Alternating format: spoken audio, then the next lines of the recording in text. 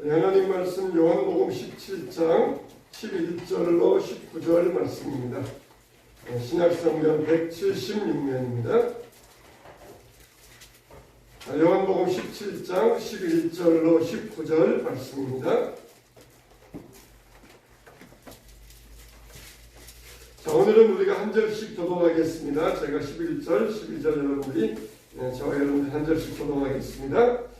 나는 세상에 더 있지 아니하오나 그들은 세상에 있사옵고 나는 아버지께로 가옵나니 거룩하신 아버지여 내게 주신 아버지의 이름으로 그들을 보존하사 우리와 같이 그들도 하나가 되게 하옵소서. 내가 그들 가운데 있을 때 내게 주신 아버지의 이름으로 그들을 보존하고 지켰나이다. 그 중에 하나도 멸망하지 않고 다만 멸망에 가시리오니 이는 성경을 응하게 함이니이다. 지금 내가 아버지께로 가오니 내가 세상에서 이 말을 하옵는 것은 그들로 내 기쁨을 그들 안에 충만히 가지게 하려 함이니이다. 내가 아버지의 말씀을 그들에게 주었사오매 세상이 그들을 미워하였사오니 이는 내가 세상에 속하지 아니한 같이 그들도 세상에 속하지 아니함으로 인함이니이다. 내가 비옵는 것은 그들을 세상에서 데려가시기를 위함이 아니요 다만 악에 빠지지 않게 보존하시기를 위함이니이다. 내가 세상에 속하지 아니한 같이 그들도 세상에 속하지 아니하였사오나이다. 그들을 진리로 거룩하게 하옵소서. 아버지의 말씀은 진리니이다. 아버지께서 나를 세상에 보내신 것 같이 나도 그들을 세상에 보내었고 나같이 또 그들을 위하여 내가 나를 거룩하게 하오니 이는 그들도 진리로 거룩함을 얻게 하려 함이니이다. 아멘. 육군 참모총장과 해군 참모총장과 공군 참모총장이 있습니다. 누군가 이제 지어낸 일의 유머의 이야기인데 이 세 참모총장이 회담을 하기 위하여 한 자리에 모였습니다. 해상의 항공모함위에 이 세 참모총장이 모여가지고 회담을 하면서 서로 자기가 잘났다, 자기 병사들이 용감하다, 자기 지휘력이 뛰어나다, 그걸 서로 자랑하면서 다투기 시작했습니다. 그러지 않은 사람이 그러면 우리가 그러면 증명해보자. 정말 누구 지도력이 뛰어난지, 누구의 병사들이 정말 용감한지 한번 제 지도력을 한번 시험해보자. 그래서 먼저 육군 참모총장이 저기 함상 위에 도열해 있는 자기 병사들에게 앞으로 가! 그렇게 명령을 내렸습니다. 그래서 이 항공모함에서 앞으로 가기 시작했어요. 항공모함에서 앞으로 가면 어디겠습니까? 바다로 떨어지잖아요. 바다로 떨어지는데 계속해서 앞으로 가 하면서 명령을 내리는데도 병사들이 쉬지 않고 막 바다로 떨어지면서도 전진하고 있었습니다. 그걸 보면서 육군 참모총장이 알아! 우리 병사들이 얼마나 용감하냐? 내가 얼마나 지도력이 좋으냐? 그렇게 그걸 자랑하고 있었어요. 그 다음에 이제 해군 참모총장이 자기 병사들에게 명령을 내렸습니다. 앞으로 가! 하니까 역시 해군 병사들 역시 앞을 향하여 가다가 항공모함에서 바다로 막 떨어지는 것이었어요. 알아! 우리 병사들 얼마나 용감하냐? 내가 얼마나 지도력이 뛰어나냐? 그렇게 막 자랑을 했어요. 이번에는 공군 참모총장 차례입니다. 그러면서 이 공군 참모총장이 자기 병사들에게 명령을 내렸습니다. 앞으로 가! 했더니 공군 병사들은 우리가 미쳤냐? 그러면서 막 이렇게 항의하더라는 것입니다. 그걸 보더니 참모총장이 알아! 우리 병사들은 얼마나 용감하냐? 그렇게 자랑하더라는 것이에요. 다른 병사들은 참모총장에게 항명도 못하고 바다로 떨어졌는데 자기 부하들은 용감하게 항명하면서 그렇게 되는 것을 보고 이게 정말 진정한 용기가 아니냐? 그러면서 그렇게 얼머부리더라는 것이에요. 정말 이 어리석은 참모총장들이 자기 지도력, 자기 체면을 위하여 많은 병사들을 희생한 이런 이야기 아니겠습니까? 나라의 지도자들도 마찬가지예요. 그런 지도자들 가운데도 자기의 체면, 자기의 말 때문에 많은 국민들, 많은 사람들을 희생케 하는 그런 일들이 얼마나 많이 있습니까? 그걸 볼 때에 참 무능하다, 또 어리석다, 참 불안당하다, 그래서 우리가 비난하지 않습니까? 그런데 우리가 여기에서 이것만 보면 안 됩니다. 성경에 보면은 하나님께서 욥에 보면, 욥기에 보면은 어느 날 천상에서 어전회의가 벌렸어요. 이거는 통상 우리가 천상의 회의를 어전회의라고 합니다. 하나님이 보좌에 앉아 계시고 그 옆에 이제 천사들이 쭉 시위하며 서 있었습니다. 그리고 저 맨 끝에 사탄이 와서 서 있는 것이에요. 사탄이 거기 앞에 와서 쭉 시위에 있으면서 하나님과 사탄이 눈이 마주쳤습니다. 그러면서 하나님께서 자랑하시기를 네가 세상을 두루다니면서 보았느냐, 특히 내 종 욥을 유의하여 보았느냐, 그가 얼마나 신실하냐, 얼마나 은혜롭냐, 얼마나 용기가 많으냐, 얼마나 믿음이 좋으냐, 욥에 대해서 막 칭찬을 하셨어요. 그러자 사탄이 말하기를 하나님께서 욥에게 물질 주시고 건강 주시니까 욥이 그렇게 하나님을 섬기는 것이지, 물질 뺏어가고 건강 뺏어가면은 틀림없이 하나님 배반하고 하나님 저주할 것입니다. 그럼 우리 한번 내기해보자는 거예요.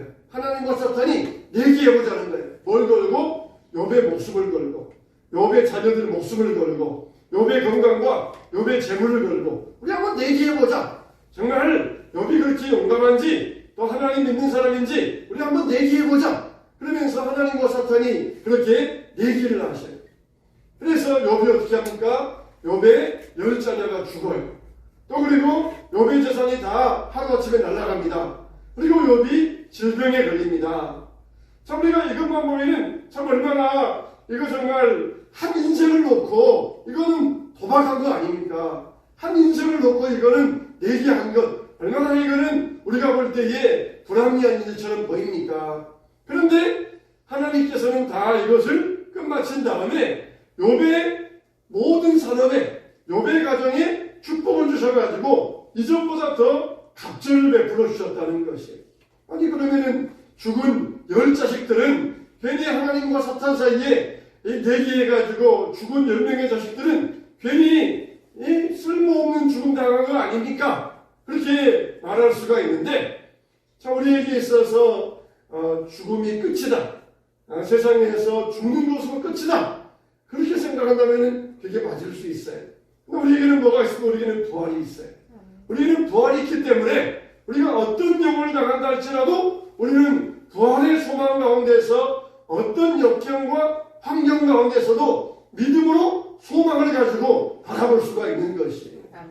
이번에 분당에서 길을 건너가다가 이 비가 내려서 보행교가 무너져서 죽은 한 분이 계셔요.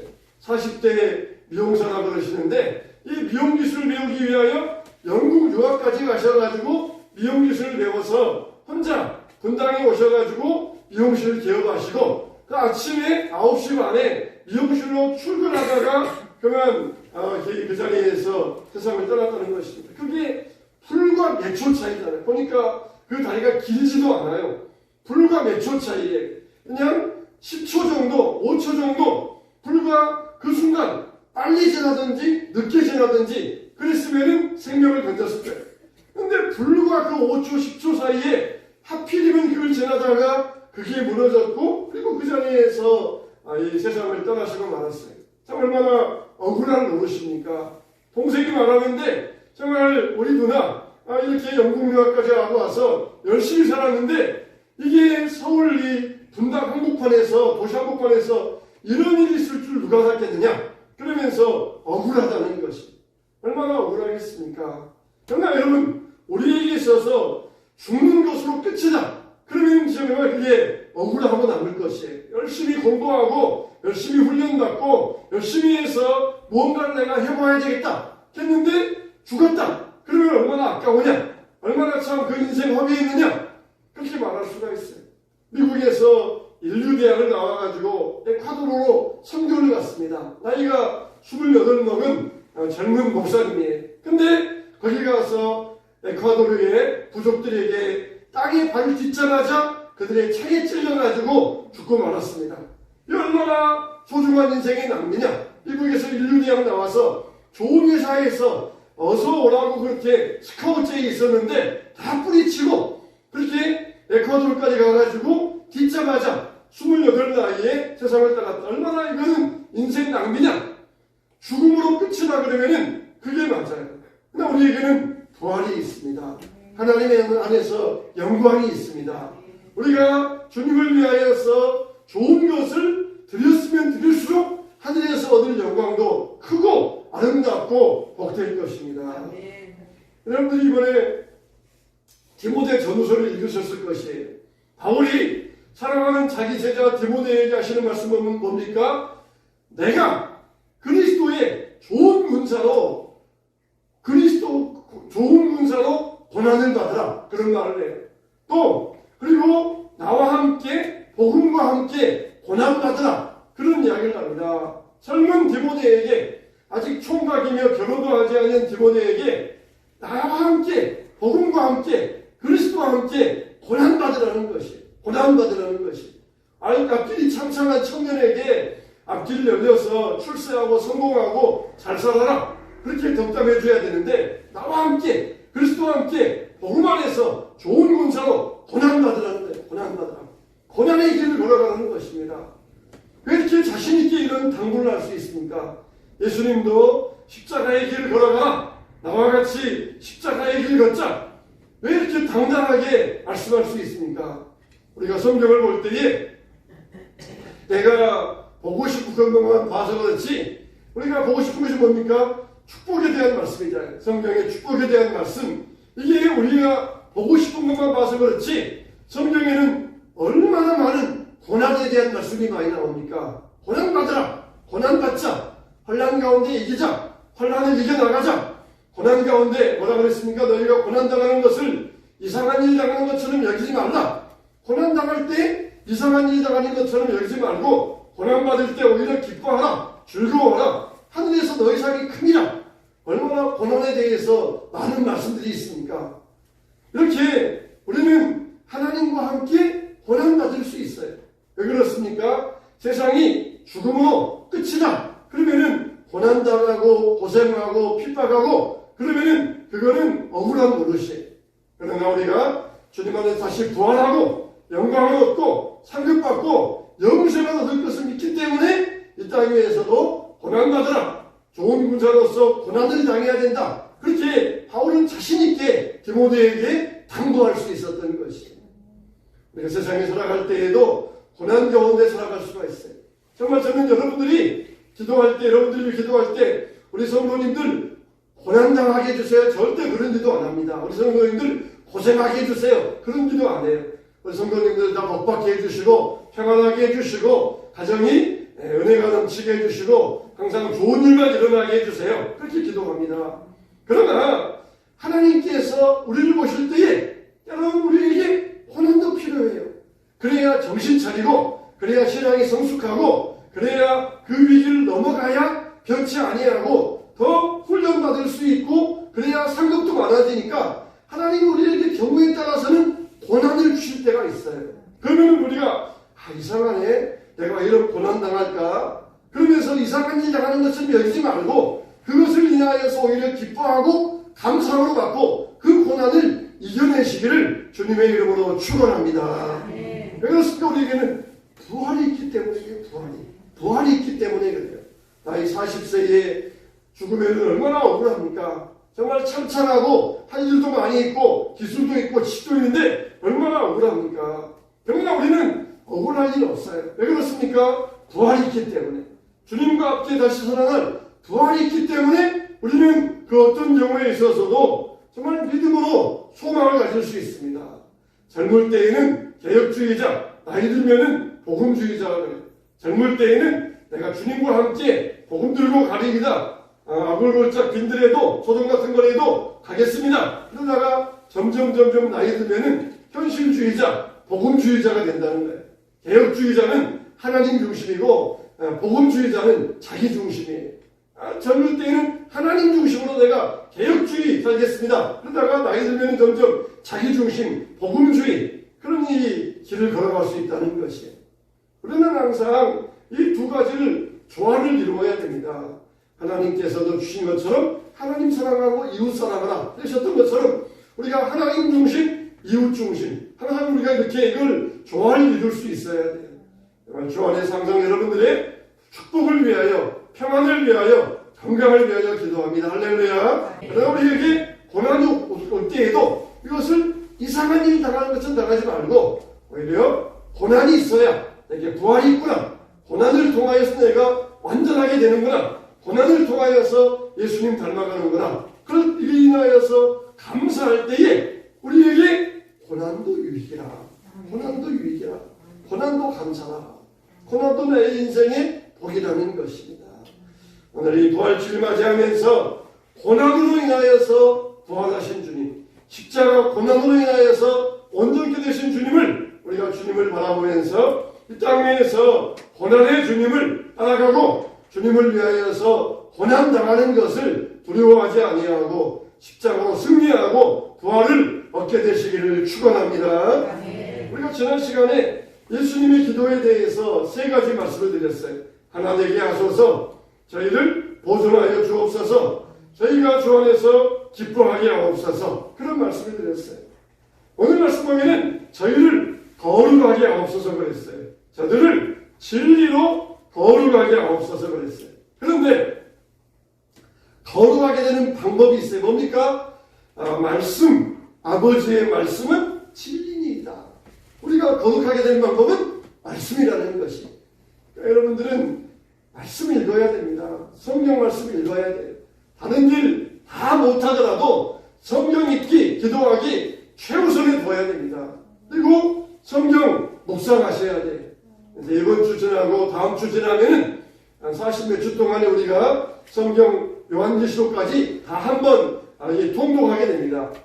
두 번째, 창세기부터 들어갈 때에는 그때는 읽은 말씀과 묵상의 말씀도 같이 들어갈 거예요. 그래서 최소한이라도 정말 거기에 나온 묵상의 말씀이라도 우리가 읽고 그 말씀을 하루 종일 또 되새기고 생각하는 시간을 가져야 돼요. 그래서 왜 말씀 가운데서 이 말씀이 나에게 중요한 말씀이다. 그러면서 그 말씀이라도 내가 하루 종일 묵상하면서 되새길 수 있어야 돼요. 건강한 사람은 되새기는 사람이잖아요. 되새기는 사람. 우리가 꼭꼭 잘 씹어야 소화되고 건강한 것처럼 하나님 말씀도 꼭꼭 잘 씹어 먹어야 돼. 이게 뭡니까? 묵상하는 겁니다. 묵상하는 것. 그리고 먹고 행함이 있어야 됩니다. 그냥 먹기만 하고 행함이 없으면은 소화곤란이 걸려요.